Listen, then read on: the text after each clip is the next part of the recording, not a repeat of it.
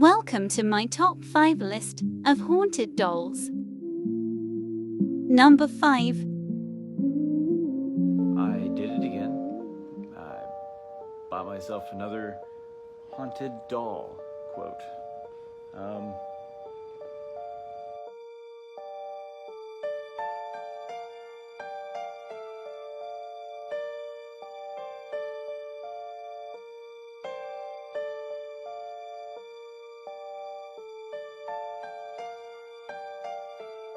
Like it was like a weird faint me or something. I don't know. Do you know that you're dead?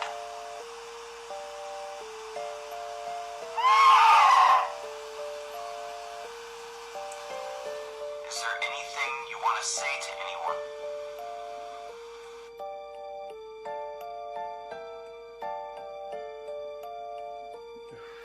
anyone? Okay. If you notice, I have goosebumps all over. Like, look. Like, literally, I have so much goosebumps. Yeah, I mean, I'm freaking out. That wasn't just there. We listened to that, like, twice. This is an experiment. I have something I'm gonna try today.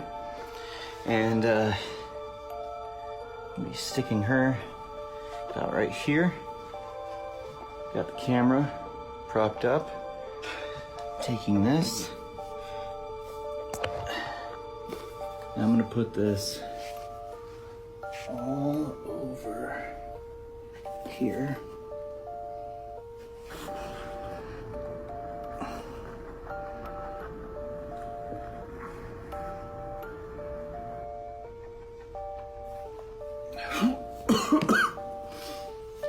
Okay.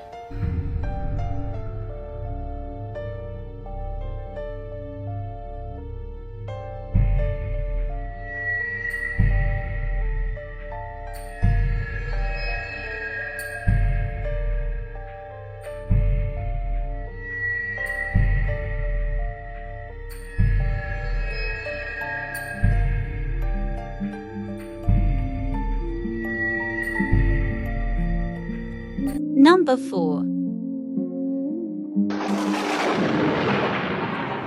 Yes, Annie isn't like ordinary dolls. She's been known to make very strange things happen. Well, according to her owner, Matt, Annie likes nothing more than pulling people's hair, starting fires, and even crying tears of acid, which she's doing right now. Now, for our own safety, and we're not actually joking about this, for our own safety, Annie has been sealed in a box and kept at a distance. Where did Annie come from? So Annie is from Pennsylvania, so a spirit can attach himself onto, say, a toy, a doll, or even a person. Can they jump? Like, if we're near, could that jump into one of us? No. OK, good. They're absolutely safe. Because the two attachments she has, they're her old owners that died in the house fire that she was found in. Well, you took a photograph of her, didn't you? I did. And in this photograph, you could see the faces of her two original owners. The two original behind owners, her. yes. Have we got that photo? Let's have a little look at it.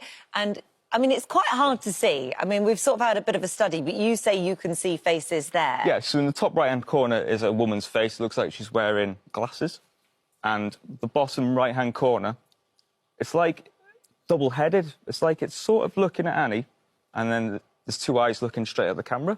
And you spoke to them?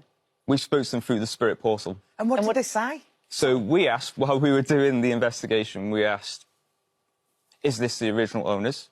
To which they replied, that was me. And it was the actual voices that come through the portal.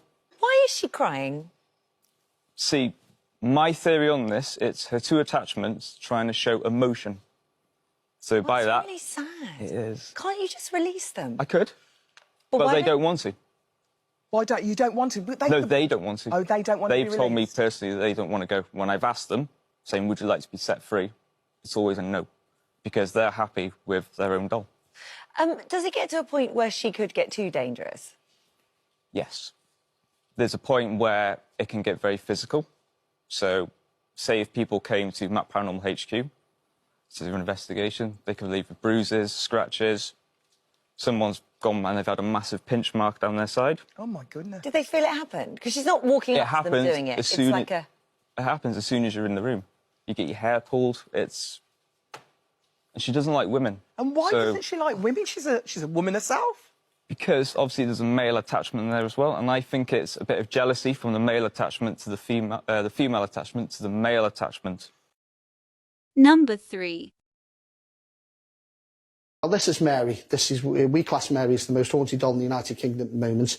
She's an amazing doll. She dates back to around the age of 1951, so she's got a great age to her. We sort of adopted Mary in the middle of last year, so we've had her for just over a year now. And as soon as we had her, she started being quite active in our room. She's been seen many times on CCTV where she's actually, the chair's spun from side to side. The chair's rocked, her eyes have moved. She's thrown herself out of a chair on 2 different occasions. She lights up lights that are around her, the equipment sometimes that she likes to play with. We've had 4 members of the public on a tour here, and she was actually on the table in the centre of the room, and she was rocking in front of them. Another 3 ladies who came home, they were having a tour, and they actually witnessed her eyes moving all the way over to the right. And did that it's not incredible just footage scare to the have. living and daylights we have- out of you? Like, did that just make you go, I want to go? No, not at all. She's amazing. She's a great artifact, one of the best that we've ever come across in all my years of doing this. So sometimes it can feel a little bit untowards, but most of the time, yeah, we're quite comfortable with Mary's energy that's around. Number 2. Please welcome Kerry Walton, who has brought along a friend to meet in a moment. You, some 25 years ago, found a doll, not just any doll. How spooky have you found having possession of this doll? Very spooky. Why? Just lots of funny things have happened. Things falling off walls, people being afraid, people just not wanting to come into the house where he is or in the room or anything like that. Yeah, it's just very, very spooky doll. You have brought the doll. I haven't seen this yet. Would you like to show us your doll?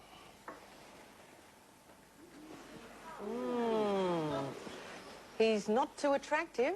No. Now, what have you... Oh, what weird eyes. What have you found out about this doll? How old is it and where was it made? It's about 200 years old, and it was supposed to be made in Eastern Europe, and they actually dated him by these nails in the bottom of his feet here, you see. And why is he sort of so evil? What weird things have happened?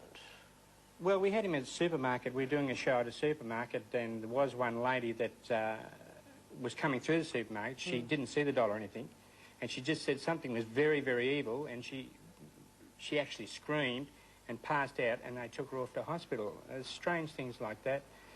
One medium we took him to said that she'd done a few things with him over the years, and she actually rang me up the other day and said, I don't want no more to do with the doll because I'm having lots of bad luck and I feel the vibes are coming from the doll. Why don't you just get rid of the doll? You found it in the base of a house 25 years ago. Why don't you just get rid of it? I can't.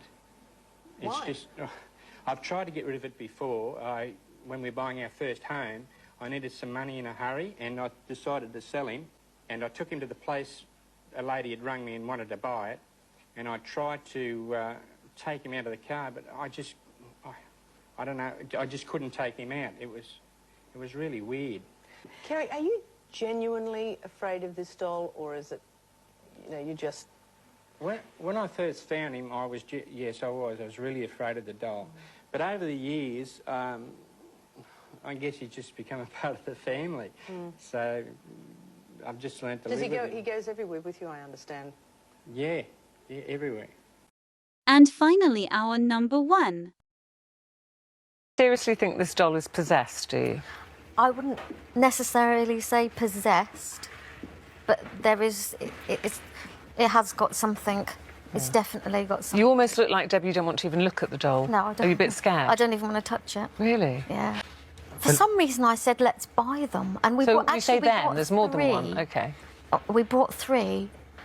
They were £5 each, and we thought, we'll buy them because they look like they're worth more than £5 each. You know, hands up, I bought them to resell. Look, that chair's beginning to rock. Look at that. Who's doing that? Stop it. Who's doing that? Follow for more.